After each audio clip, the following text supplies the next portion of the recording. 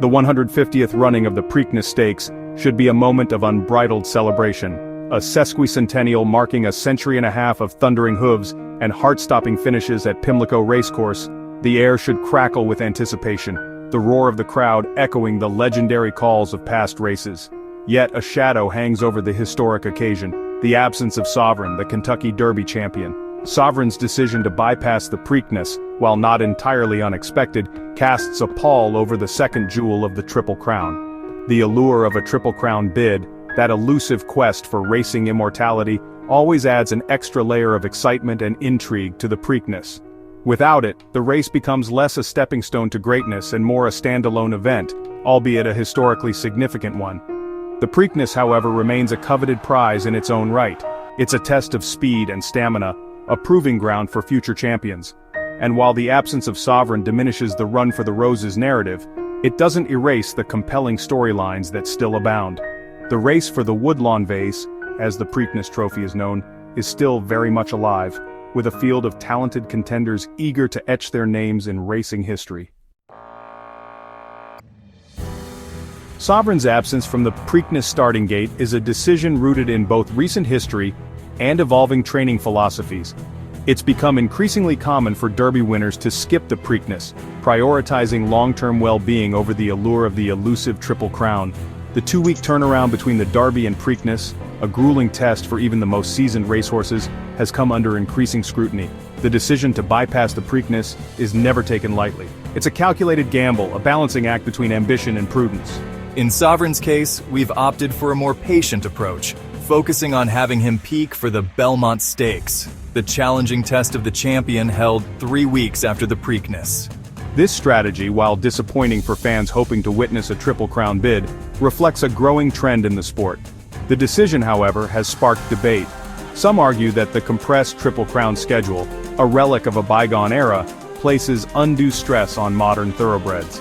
They advocate for a more spread-out series, allowing horses ample time to recover and regroup between races. Others counter that the current schedule is part of the Triple Crown's mystique, a test of both speed and endurance that separates the truly exceptional from the merely great. Sovereign's decision to forego the Preakness Stakes in favor of a Belmont Stakes run echoes a similar choice made by Rich Strike's connections in 2022. Rich Strike, a stunning upset winner of the Kentucky Derby at odds of 80-1, captivated the racing world with his come-from-behind victory. Yet, instead of capitalizing on the momentum and heading to Pimlico, his team opted for a different path. Citing concerns about the quick turnaround and a desire to have Rich Strike fresh for the Belmont Stakes, trainer Eric Reed prioritized the horse's long-term well-being over the allure of a Triple Crown bid.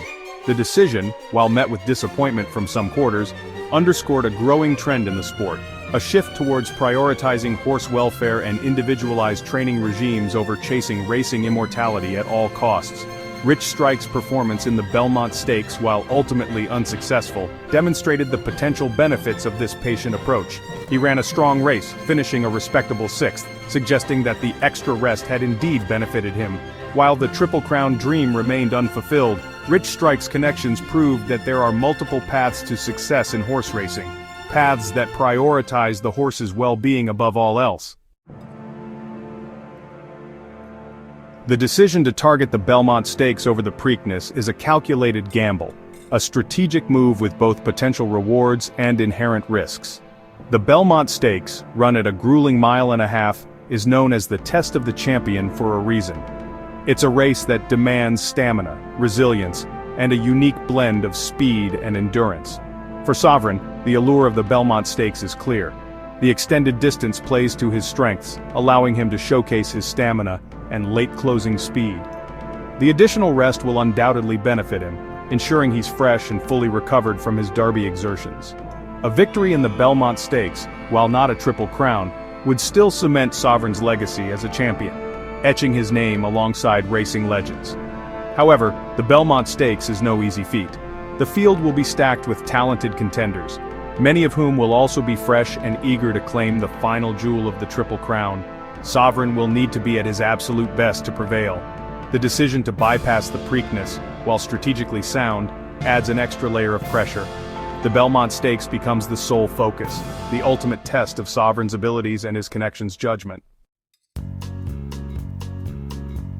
The timing of the Preakness Stakes has always been a topic of debate. Some argue that the current schedule is too tight, while others believe it adds to the excitement and tradition of the Triple Crown. You know, the 2-week gap between the Kentucky Derby and the Preakness Stakes is challenging, but it's part of what makes the Triple Crown so prestigious. The horses and their teams have to be at their absolute best.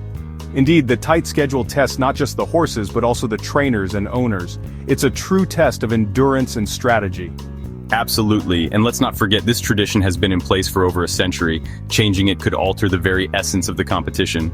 It's a question of balancing tradition with the well-being of the horses and the integrity of the sport. Imagine if the Triple Crown races were spaced out over a longer period.